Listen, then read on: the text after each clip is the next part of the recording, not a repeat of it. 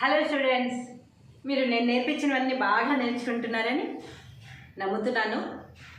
ఎవరో ఒక్కరైనా కూడా నావి నేర్చుకుని నాకు భాష వచ్చింది అని చెప్తే నాకు చాలా సంతోషం అన్నమాట. అలా నేర్చుకుంటున్న వారిలో ఎంతోమంది నేర్చుకుంటున్నారని తెలిసింది.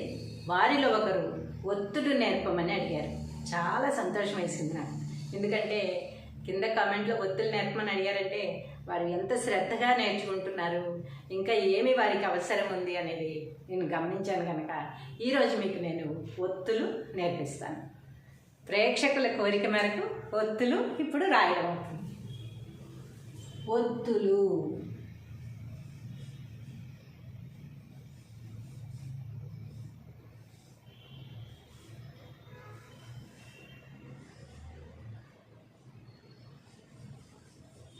ఒత్తులు అనేవి మీకు నేను చెప్పాను, ఇది కూడా ఒత్తే అవుతుంది. ఒక అక్షరం కింద మనం సపోజ్ ధ రాసామనుకోండి, కింద ఇలా పెట్టాం కదా, దాన్ని కూడా ఒత్తు అని అంటాము.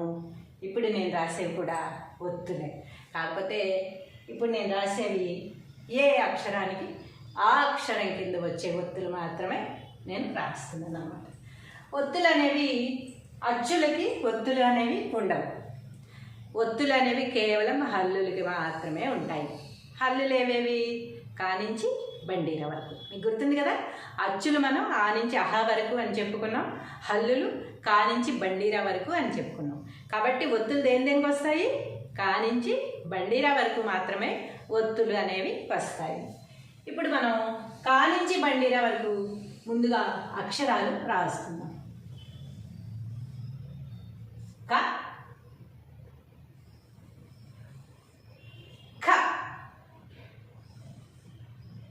గ, ఘ, ఇన్య, చ, ఛ, జ, ఛ, ఇణి. హల్లుల అక్షరాలు ఇవే కదా. నెక్స్ట్ ట, ఠ, డ, ఢ, న, త, థ, ద, ధ, న, ప, ఫ, బ, ఫ, మ, య, ర, ల, వ, స, ష, స, హ, ల, క్ష, బండిరా. ఇవి హల్లులు కదా. ఈ హల్లులకు మాత్రమే ఒత్తులు ఉంటాయని చెప్పాను కదా. ఇందులో ఇంకో ముఖ్య విషయం ఏమిటంటే, దీన్ని కూడా మీరు ఒత్తు అని అన్నారు కదా, ఆ ఒత్తులు ఇక్కడ ఉన్నాయి కదా. మరి కొన్ని అక్షరాలకి ఒత్తులు వాటికే తగిలించి ఉన్నాయి. ఛ కానీ, ధ కానీ, థ, థ, ఫ, ఫ, వీటికి ఆల్రెడీ ఒత్తులు ఉన్నాయి కదా. మళ్ళీ ఒత్తేంటి అని మీకు డౌట్ రావచ్చు. ఈ ఒత్తికి ఒత్తు అనమాట. నీ బాబుకు బాబునరా అంటారు చూసారా, అలాగా ఈ ఒత్తికి ఇంకో ఒత్తు కూడా ఉంటుంది. ఆ ఒత్తికి కూడా ఈ ఒత్తి యాడ్ అయి ఉంటుంది. కన్ఫ్యూజ్గా ఉందా? చెప్తాను వినండి. కా కదా, కావొత్తు. కాకి కావొత్తు ఇలా రాయాలి. కావొత్తు, ఖావొత్తు, గావొత్తు, ఘావొత్తు. ఇన్యా ఒత్తు, చా ఒత్తు, ఛా ఒత్తు, జా ఒత్తు, ఝ ఒత్తు, ఇని ఒత్తు, టా ఒత్తు, ఠా ఒత్తు, డా ఒత్తు, ఢా ఒత్తు,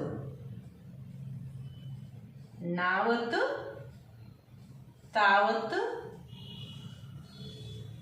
థా ఒత్తు, దా ఒత్తు, ధా ఒత్తు, నా ఒత్తు,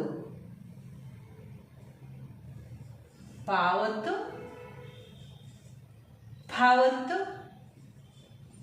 బా ఒత్తు, భా ఒత్తు, మా ఒత్తు, యా ఒత్తు, రా ఒత్తు, లా ఒత్తు, వా ఒత్తు, సా ఒత్తు, షా ఒత్తు, సా ఒత్తు, హా ఒత్తు,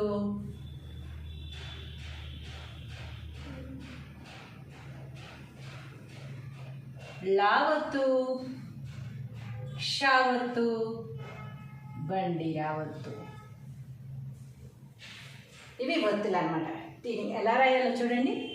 కావొత్తు, కాకి కావొత్తిస్తే క ఒత్తి పలుకుతాము, అంతకంటే తేడా ఏమీ లేదు. కానీ ఒత్తు లేకుండా అక్క కుక్క అనే అక్షరాలు మనం రాయలేమన్నమాట. కాబట్టి కాకి కావొత్తిచ్చి క అని ఒత్తి పలికినప్పుడు మాత్రమే మనకి అక్క, దీని ముందు ఆ పెట్టేస్తే అక్క అయిపోతుంది, కు పెడితే కుక్క అవుతుంది. కాబట్టి కాకి కావొత్తిస్తే క, ఖాకి కావొత్తిస్తే ఖ.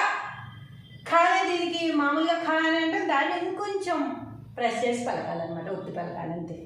గాకి గావొత్తిస్తే గ, ఘాకి ఘావొత్తిస్తే ఘ, ఇన్యాకి ఇన్యా ఒత్తిస్తే ఇన్యా, చాకి చావొత్తిస్తే చా, ఛాకి చావొత్తిస్తే చా, జాకి జావొత్తిస్తే జా, ఝాకి ఝావొత్తిస్తే ఝ, ఇనికి ఇని ఒత్తిస్తే ఇనినే. టాకి టావొత్తిస్తే ట, కట్టప్ప. చూడండి రెండు పక్క పక్కనే ఉన్నాయి. కా టా పా ఉంది కదా, కాకి ఒత్తి పక్కర్లేదు కానీ టాకి పాకి ఒత్తివ్వాలి. కా టాకి టావొత్తిస్తే ట, పాకి పావొత్తిస్తే ప, కట్టప్ప. మనకి సినిమాల నుంచి పేర్లు చెప్తే తొందరగా వస్తాయి కదా, అర్థమవుతుంది కదా. అందుకని ఈ 3 అక్షరాలు రాసుకోండి, మీకు కట్టప్ప అనేవాడు వచ్చేస్తుంది, అనే పదం వచ్చేస్తుంది. ఈ కాకి మాత్రం కావొత్తి ఇవ్వకూడదు. ఈ ఒత్తు దీని కింద పెట్టాలన్నమాట. టా కింద పెట్టాలి, టా ఒత్తు. పా ఒత్తు పక్కనే పెట్టాలి. ఈ ఒత్తు అనేది అవసరం. కా టా ప, కట్టప్ప. ఠాకి ఠావొత్తిస్తే ఠ, డాకి డావొత్తిస్తే డా, గడ్డము అంటారు చూసారా, అప్పుడు ఈ వర్డ్ ఉపయోగపడుతుంది అనమాట. ఈ అక్షరానికి కింద ఒత్తు పెట్టాలి.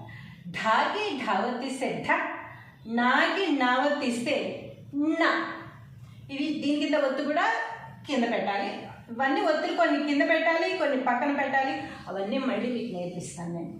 తాకి తావొత్తిస్తే త, థాకి థావొత్తిస్తే థ, దాకి దావొత్తిస్తే ద, చద్దన్నము అంటాం కదా, అప్పుడు అలాంటివి.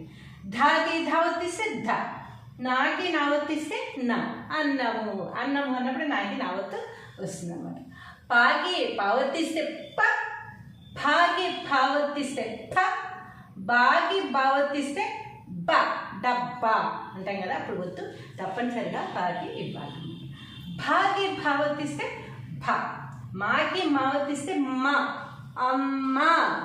మొట్టమొదట నేర్పించే పదం అదే కదా. ఎవరైనా అమ్మ, మనకి ఒత్తులు లేవు కనుక నేను అమ్మ అనే పదం మీకు ఇప్పటివరకు నేర్పించలేదు. దీని ముందు ఆ పెట్టేస్తే అమ్మ అయిపోతుంది. మాకి మావత్తి. ఈ ఒత్తు లేకుండా అమ్మ అనే పదం మనం పలకలేం కదా, అమ్మ అవుతుంది. అమ్మ అనలేం కదా, అమ్మ కదా. కాబట్టి ఒత్తు అనేది అవసరం. యాకి యావత్తిస్తే య, అయ్యా. అమ్మ అయ్య. రాకి రావత్తిస్తే ర, లాకి రావత్తిస్తే లా. ప్రెస్ చేసి పలకడమే, ఇదే అక్షరాన్ని ప్రెస్ చేసి పలకడమే ఒత్తు వచ్చినప్పుడు. వాకి వావత్తిస్తే బ, అవ్వ. దీని ముందు ఆ పెడితే అవ్వ అయిపోతుంది. సాకి సావత్తిస్తే స, షాకి షావత్తిస్తే ష, సాకి సావత్తిస్తే స, హాకి హావత్తిస్తే హ, హ హ హ అని. లాకి లావత్తిస్తే ల, క్షాకి క్షావత్తిస్తే ఇంకా ఒత్తు ప్రత్యేకించి ఏముండదు అనమాట. దీని కింద ఆల్రెడీ క్షావత్తు ఉంది, అదే ఒత్తు. ఈ పక్కన ఏముండదు. బండిరాకి బండిరా వత్తిస్తే రా, కర్ర, గుర్రము అన్నప్పుడు బండిరా కింద ఇంకో బండిరా పెట్టి మాట్లాడతాం అనమాట. అలాంటి వాటికి ఒత్తులు అనేవి చాలా అవసరం. ఏమీ లేదు. లెటర్ కూడా రాశాను కనుక, లెటర్ రాసి దాని పక్కన ఒత్తు పెట్టి ఇచ్చాను కనుక మీకు కావత్తు, కావత్తు, గావత్తు, ఘావత్తు, ఇన్యావత్తు ఇలా చదువుకుంటూ వెళ్ళి ఏ ఒత్తు ఎలా రాయాలి అనేది చాలా బాగా మీకు 1కి 4 సార్లు రాసుకుని చదువుకుని చాలా చక్కగా నేర్చుకుంటే ఈ ఒత్తులు అనేవి ఎక్కడ పెట్టాలో అక్కడ పెట్టినప్పుడు ఒక భాషకి అందం వస్తుంది, పదాలకు అందం వస్తుంది, తప్పులు లేకుండా రాయడం అనేది వస్తుంది. అన్ని విధాలుగా మనం పర్ఫెక్ట్ అవుతాం అనమాట. కాబట్టి ఈ ఒత్తులు చక్కగా నేర్చేసుకోండి.